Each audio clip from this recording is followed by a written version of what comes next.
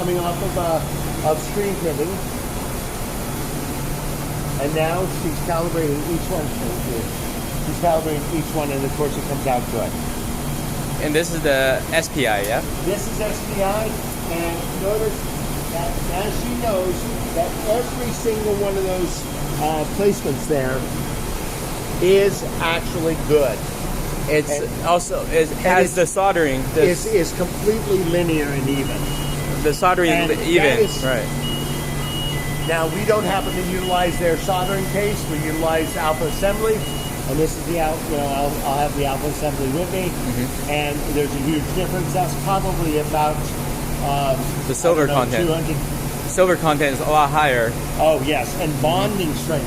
Right. Again, in this with Alpha Assembly work, what they're really doing is trying to do molecular type bonding, and that's the same type of bonding that was used in the olden days with RCA, Magnavox, etc.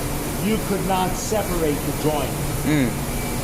And notice how that comes through.